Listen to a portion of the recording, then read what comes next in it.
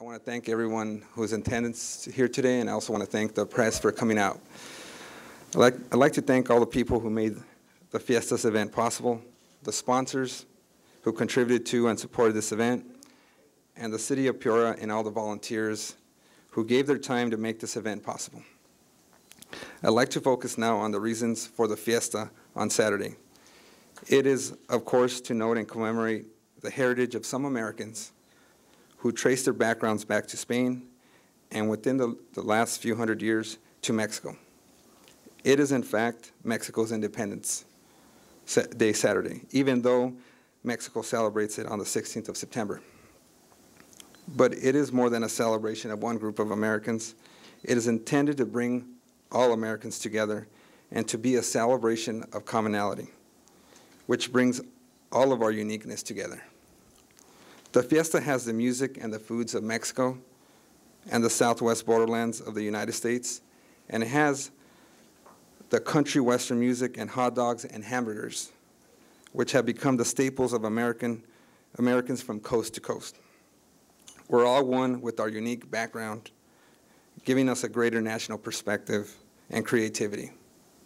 As a whole, we are truly unique and blessed people.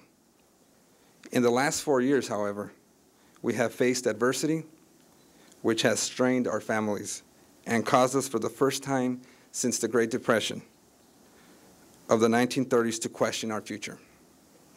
With the most widely published government unemployment figures running for the last 3.5 years at 8.1% or more, and the less published but more accurate U6 figure at about 19%, it is time for Arizona to again be creative and look for more ways to create jobs in our state for our people.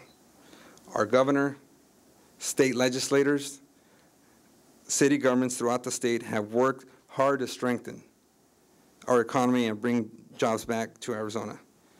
But we have further opportunities for economic growth, which our diverse backgrounds and experience and our unique geography call us to take advantage. International trade. We sit on the crossroads of East and West, North and South, between Asia and Europe and Mexico and Canada. So as we gather on Saturday to celebrate our uniqueness and our unity, let us focus on where this can take us. Remember, Mexico is Arizona's #1 trading partner. It accounts for more economic growth and jobs than the next 5 countries combined. We need to exploit our strengths. We need a new interstate highway up to Las Vegas and then to Canada. We need more international business courses and international studies. We simply need more understanding of ourselves and our neighbors. The border states do more business with Mexico than the rest of the world than Arizona. Let's learn, build bridges with our neighbor, and create jobs for Arizonans. Let's enhance our already outstanding economic partnership with Mexico, and we must mature enough to pass legislation that solves the immigration problem completely. I know it is difficult, but a lot of us have ideas. Even I have a plan. So let's get busy after the election and get it done. This is a great opportunity. Let's seize it and create a better future. And now I'm going to introduce our first guest, Bob Worsley, Senate candidate. Thank you.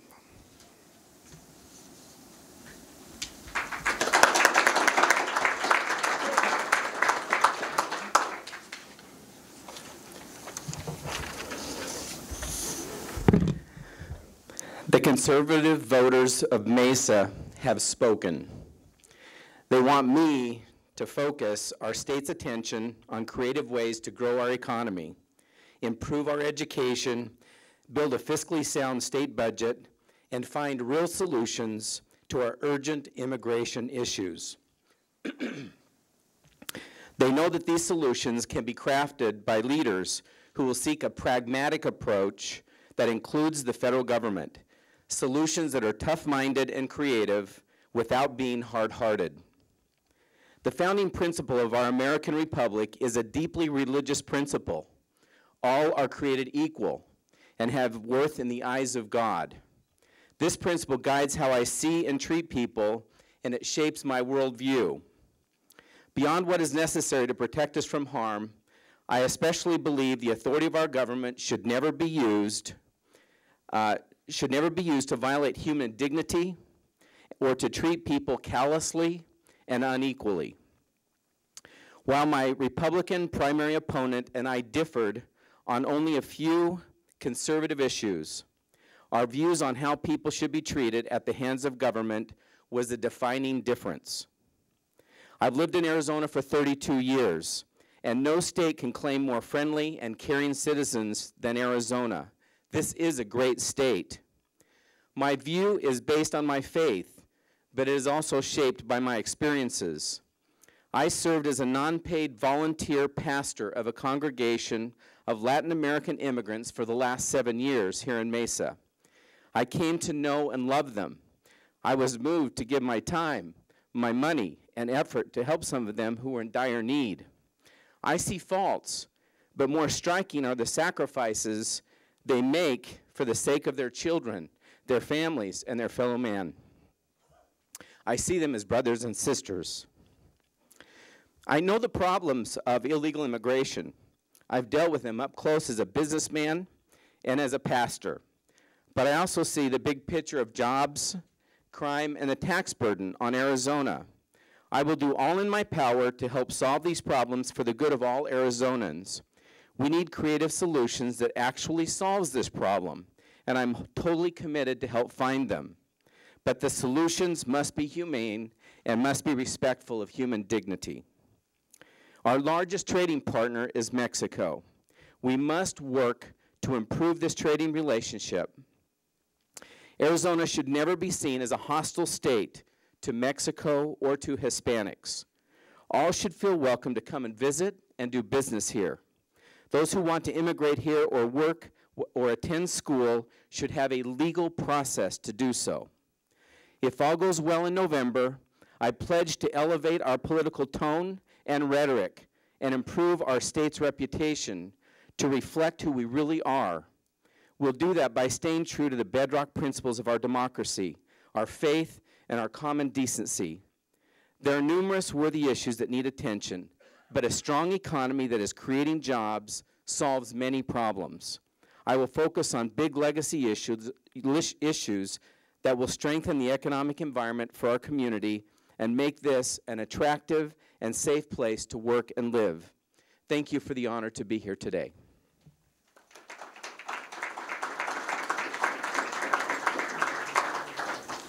Thank you, Mr. Worsley. Now I would like to introduce former Mayor of Tempe, the Honorable Hugh Hallman.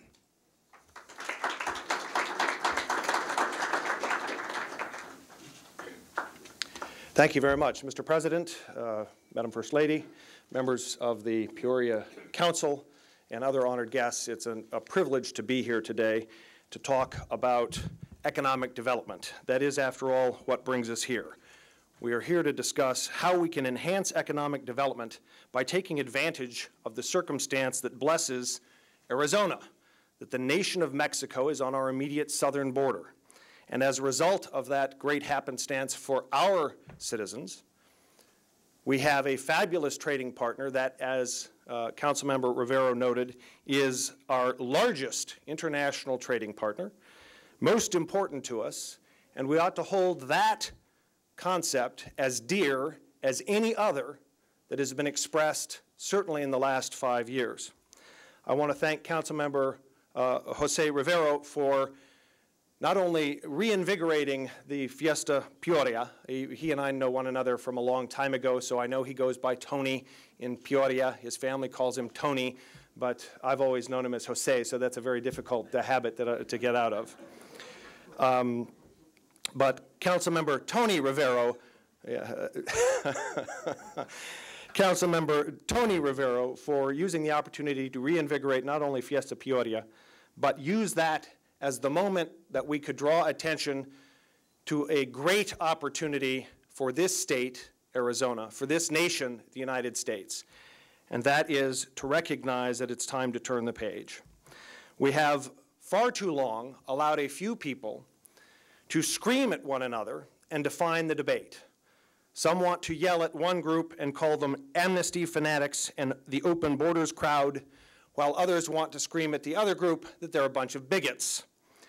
I happen to view Arizonans, as Mr. Worsley did, as one of a population of people who are kind and generous and understand what it takes to move from the eastern states where there's plenty of water and lots of feed for cattle and come out to Arizona with those who had migrated up from Mexico and seek to make a living in one of the more difficult places to do so.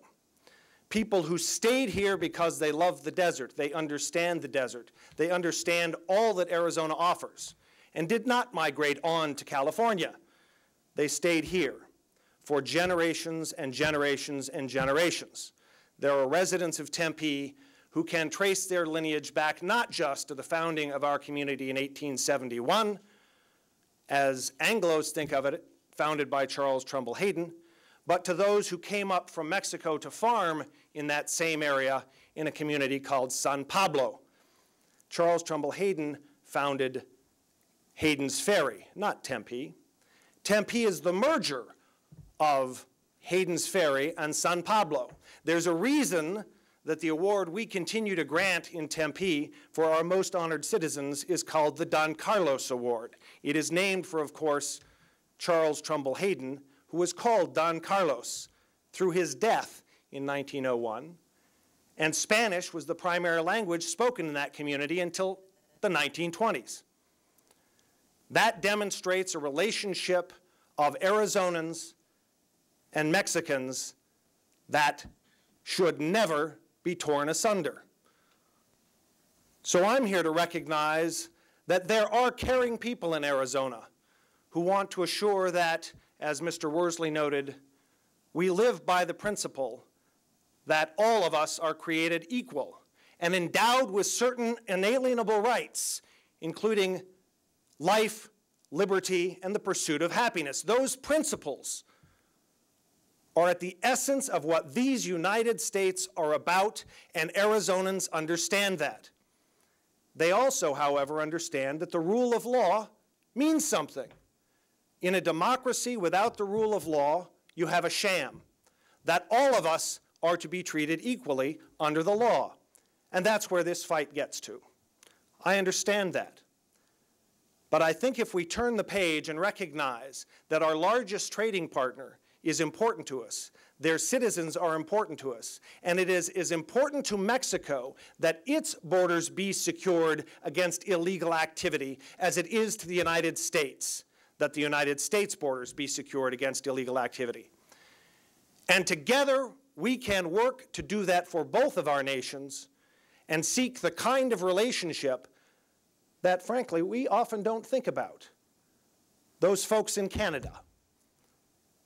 Why is it we have not yet been able to reach that level ground between Mexico and the United States, Arizona and its immediate border state, Sonora, and yet we can? I believe the people of Arizona and its leaders, especially those who are rising, get it. And so I am grateful that a man of such long time and immediate import would take his time to join us here. That President Vicente Fox, whose record stands, frankly, unequaled as a man seeking a great partnership with Arizona and the United States, would be with us.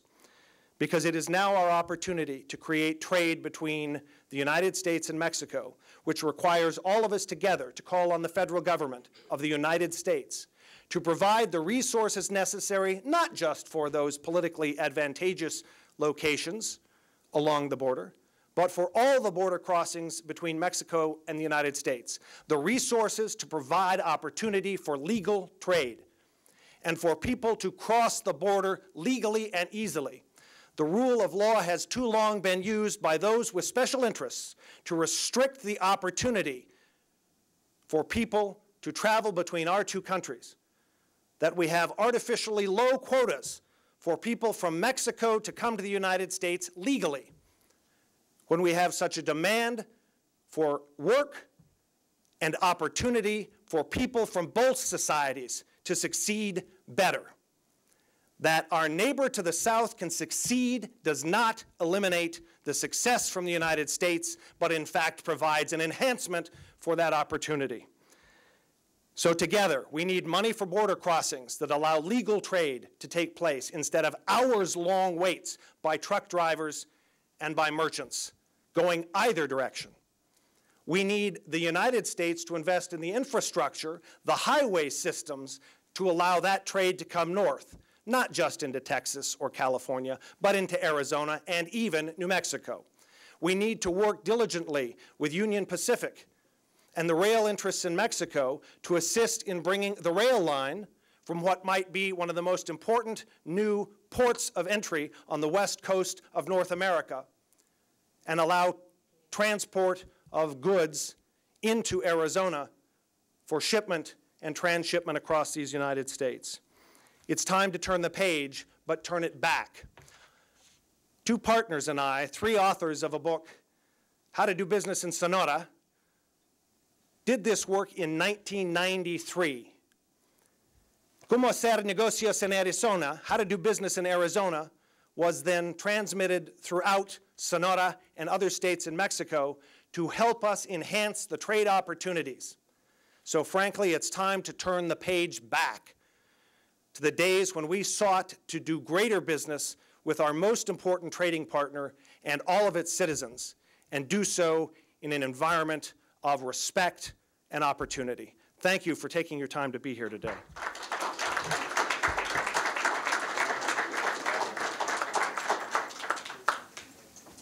Thank you, Mayor. And now I would like to introduce Glenn Hammer from the Arizona Chamber of Commerce.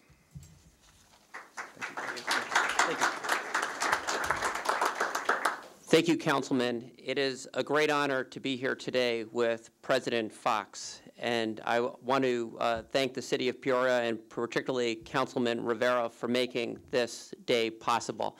We're in the presence of one of the greatest presidents who is on this planet. If you think back a few years ago, the peaceful transfer of power in Mexico was not a foregone conclusion. But because of the groundbreaking campaign and record of this great man, Mexico is now, I believe, the fastest growing economy in Latin America. I recently had the opportunity to travel with a delegation of Arizona business leaders and the mayors of Phoenix and Tucson to Hermosillo and Mexico City to learn more about opportunities that exist for increased economic activity between our state and Mexico. Our group was struck by the energy in the country. And we've heard from a number of the speakers in terms of the trading opportunities. Yes, Mexico is Arizona's top trading partner. Mexico is far and away our best customer, and we import more goods from Mexico than any other country. Over 110,000 jobs rely on trade with Mexico, and I believe that number is about 25,000 jobs directly just for activities related to tourism. And export-oriented jobs are good jobs. They're higher-paying jobs, and they're the types of jobs we want to attract to Arizona. But we have much more room to grow. And here's the great news. The people of Arizona want to conduct more trade with Mexico. We recently conducted a poll, and 63% of respondents said we should be expanding trade with Mexico. And I think back, my first political stop in Arizona was working for Congressman Jim Colby when he was working on passage of the North American Free Trade Agreement. And because of the passage of that agreement, we have so many exciting opportunities.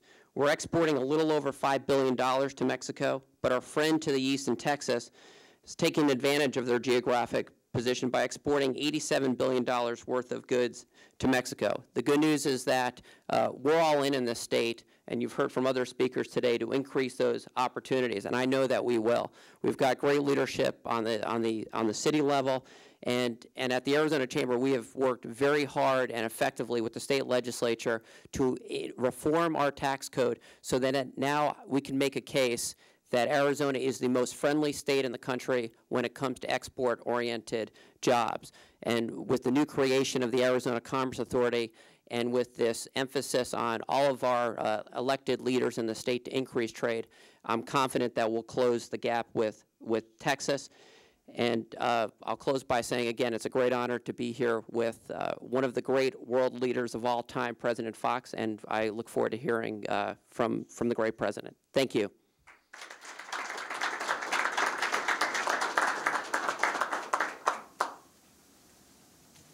Thank you, Mr. Hammer. And lastly, now I would like to introduce our guest of honor. He is here from the state of Guanajuato, Mexico, to discuss U.S.-Mexico relations, trade, and commerce, a man who has known and developed international business and trade, first as president of Coca-Cola Mexico, and then as president of Mexico. It is now a privilege to introduce to you the former president of Mexico, Vicente Fox.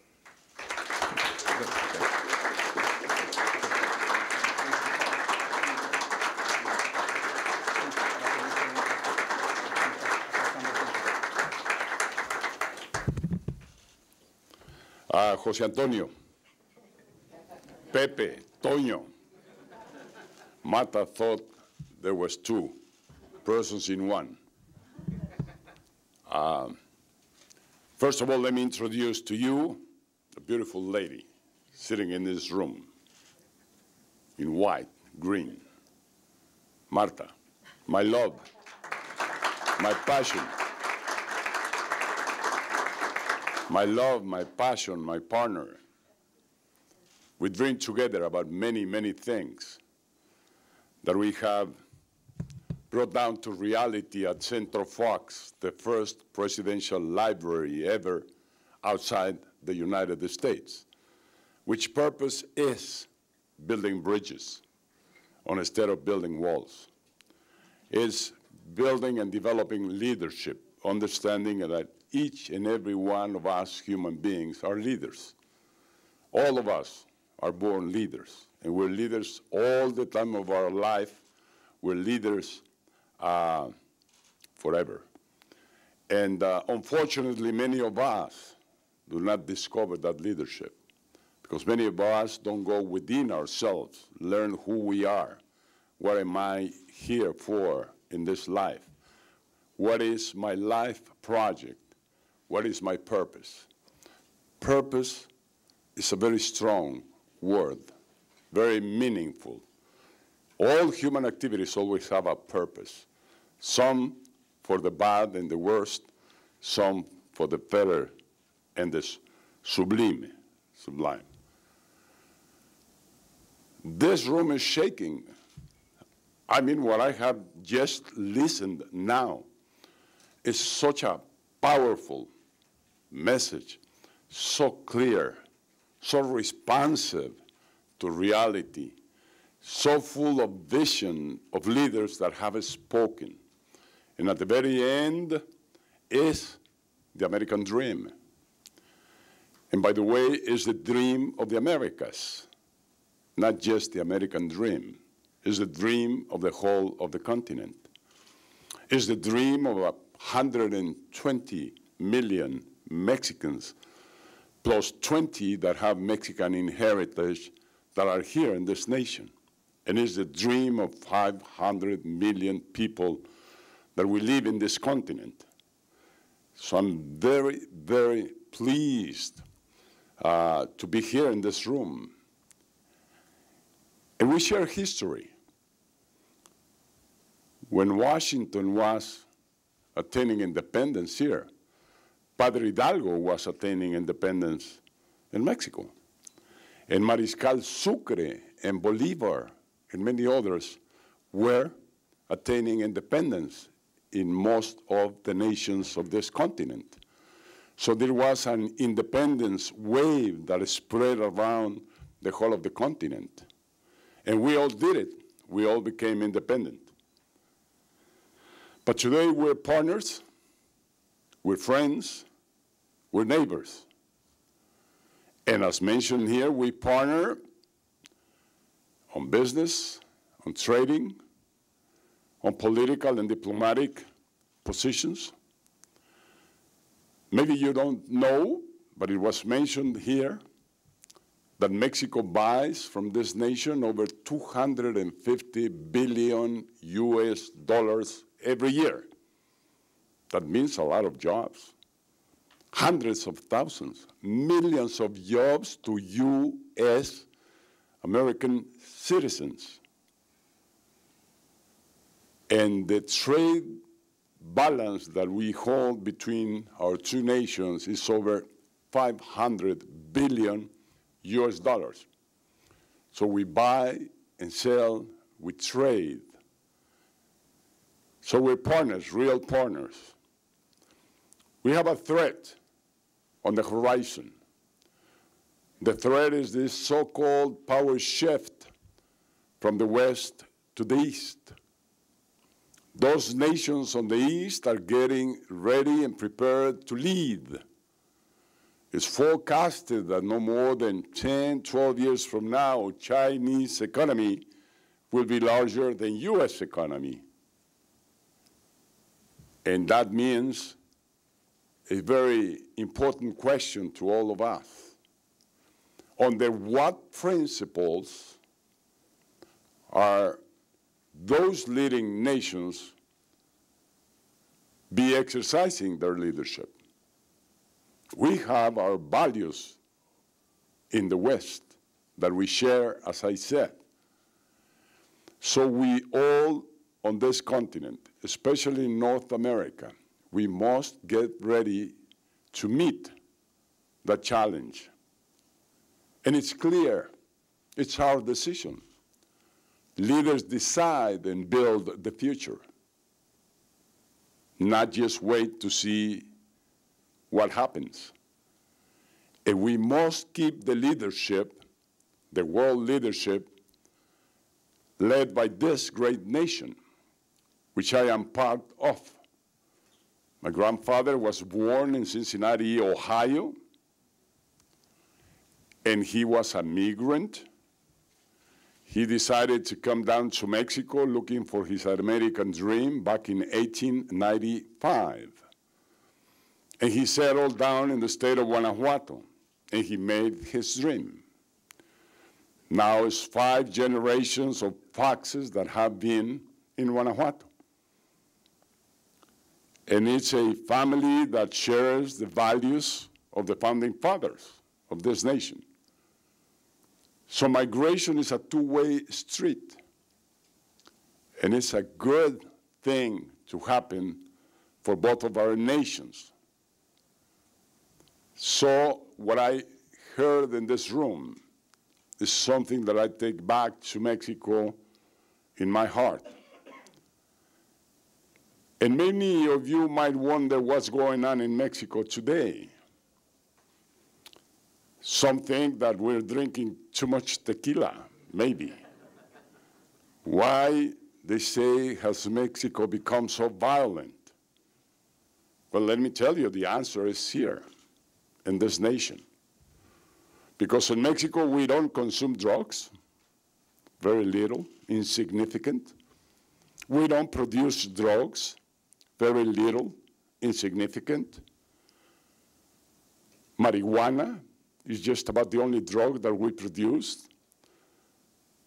And I'm sure the state of California produces more marijuana, higher quality, than the one produced in Mexico. So what happens? We just happen to be in between. Those who produce the drug in the South, the Colombias, the Venezuelas, the Bolivias, the Ecuadors, and those who consume the drugs in this nation. 60 million US citizens have tried drugs at least once, and close to 4% of all consume drugs every day. It's a $50 billion US dollars market a year, which is raised in this nation and is brought back to Mexico to bribe policemen and public officials. It's brought back to Mexico to hire kids that are not even 25-year-olds. They start hiring them when they're 15. And they use that money to buy the weapons produced here in this nation. So we pay the death toll. Over 80,000 kids have been killed in the last 5 years because of the drug consumed in this nation. Kids that were not born criminals. Kids that do not carry criminality on their genes. So we must do something about that. This nation has to think about either complying with the law, because in this nation it's prohibited, it's a crime, there is a penalty for drug consumed, which is not in Mexico, which is not in the rest of the world. And even with that prohibition, still the consumption is the largest by far compared to any other nation. So we have to meet that challenge together. Future. Future is in our hands, and it can be built by ourselves. We just elected our new president in Mexico, which will take over the 1st of December. You're about to elect the president of this great nation pretty soon, and will take the lead in January of next year. So here is a great opportunity for two presidents, for two leaders to set the path, but it has to be based on humanism, on compassion, on love, on friendship, on neighborhood, and on partnership that we have together. Otherwise, we will keep losing the jobs to the East. If we don't understand what competitiveness, what productivity means, we're not going to be able to meet that challenge that is ahead of us. Mexicans in this nation make a great contribution to the economy, enormous contribution to competitiveness and to productivity of this nation. I'm not for open borders, but I am for the use of our talent, our wisdom, our intelligence, and come out with a solution. Because not filling this empty space of deciding what kind of law, what kind of regulation, what kind of relation we must have on migration between our two nations, because we don't decide, then others are deciding. When I was president, together with the administration of President Bush, Senator Kennedy and Senator McCain presented a bill to U.S. Congress in relation for a migration reform. It's very solid, has a lot of sense, what is written in there. The solution is right there, but it's been sitting in Congress, in U.S. Congress now for maybe 8 years or 9 years. Nobody has dared to take the issue, discuss it, and come with a framework, come with a solution to this that can be a very constructive issue. Migration is an asset to any nation. This nation was and has been built by migrants all along. You have migrant heritage, either from Africa, from Asia, from Europe, from Italy, from Spain, from Germany, from Britain, all of us here in this room. At the very end, we all come from a migrant heritage.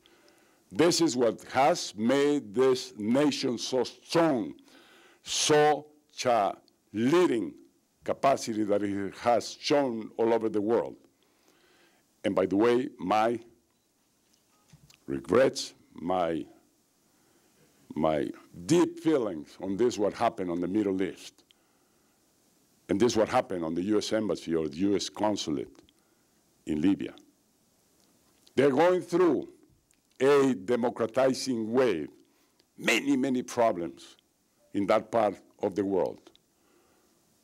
We must help them to come out, but at the same time, we must be very demanding that we reach peace, harmony, which is the only scenario where we human beings do our best, perform the best on that kind of peaceful scenarios. So I'm really pleased to be here. Thank you, Jose Antonio, for your invitation. And we're celebrating our independence, but I hope we soon can celebrate building bridges instead of building walls. Gracias.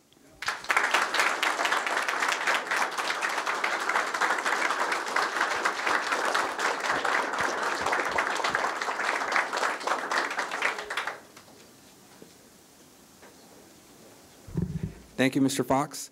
We're going to do some Q&A for about 5 minutes, so you can hand. Hi. Okay. Go ahead. Señor Presidente, thank you for coming to visit. Su inglés es más mejor que mi español, por favor. You talk about the building bridges and the need to work together, and yet, as Mr. Worsley talked about, we have a climate in this state in particular that seems to be an anti-immigrant climate, which culminated in the passage of Senate Bill 1070. What does Arizona need to do to reassure the people of your country that that trade is sought, that friendly relations are sought? We all have a role to play, and we all should do our part. But at the very end, migration is a national issue. It's an issue that belongs to central governments, to federal governments. And because of the situation I already described, U.S. Congress not dealing with the issue, state governments and state legislatures have been forced to get involved. The real solution is in U.S. Congress. And we only need a framework. We need to know what the playground is and what the rules of the game are. And be sure that Mexico will comply. Mexico is moving pretty fast, building middle classes. I would say illustrated middle classes. Now we have past 70% of our population has purchasing power. It's middle classes now. And we just have to keep on going and doing what we're doing. But in the meantime, it's of human intelligence to sit down, put aside xenophobia, put aside all of our complaints that we might have, and sit down and discuss the differences. Maritza Félix, del periódico Prensa Hispana, acá enfrente. ¿Qué opina del boicot comercial en contra de Arizona y piensa que un boicot comercial será la solución para hacer presión en contra de las leyes antimigrantes? Y segunda pregunta, ¿qué opina de Peña Nieto como presidente de México? No, desconozco a qué boicot te refieres, comercial. Después de la aprobación de la SB 1070 se creó un boicot para que ningún artista viniera a Arizona, para que nadie comprara en Arizona, ninguna convención se realizara aquí como una manera de ejercer presión en contra del Estado. Bueno, yo creo que no es el camino ni para un lado ni para el otro. El camino es el uso de la inteligencia, el uso de nuestra compasión y nuestro sentido de responsabilidad y discutir los asuntos. Eso no nos lleva a ningún lado el estar en ese conflicto.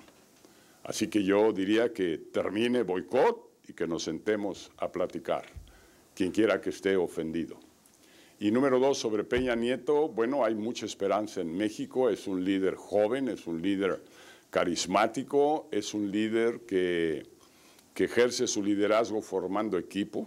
Yo tengo mucha confianza en él, que va a traer muchas soluciones importantes a nuestro país, y solo cito 3 de ellas que son indispensables. Número 1, una reforma fiscal. Necesitamos resolver el problema de los ingresos del Estado mexicano. Número 2, una reforma en energía. Necesitamos dejar atrás el paradigma de que el petróleo pertenece al Estado mexicano. Eso es un monopolio que ya no funciona hoy en día. Estamos a abrir el sector de energía a la inversión privada. Número 3, nuestras leyes laborales que vienen desde hace decenas de años y que ya no funcionan, están totalmente obsoletas. Necesitamos una ley laboral moderna de promoción de empleo, de resolución de los monopolios sindicales que existen en este sentido. Y por último, una revolución educativa. Me parece que hay una sola manera de cambiar una nación en una generación y es con educación.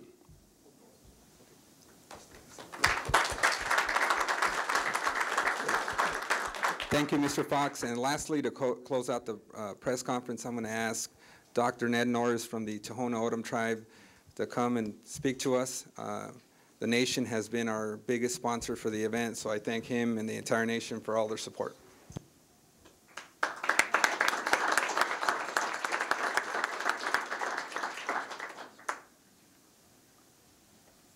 Thank you very much. It is an honor to be here to participate in this press conference, and it is an esteemed and extreme honor to be here in the presence of President Fox from Mexico.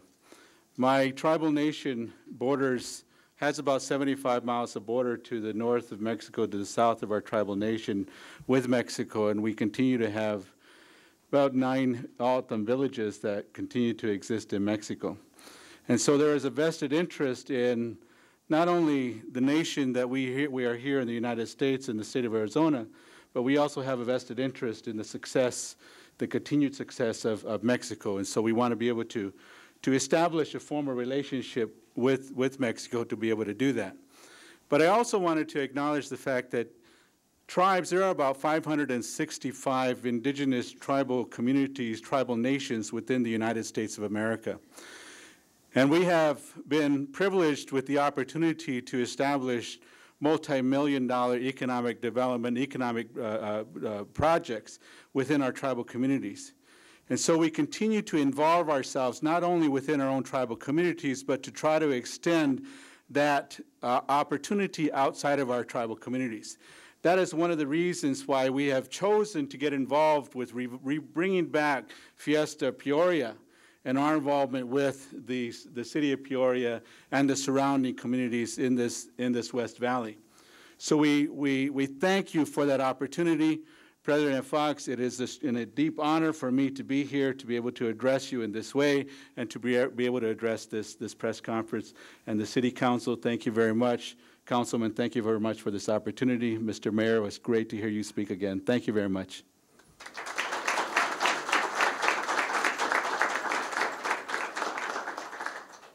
We are done, and the press conference is over. Thank you.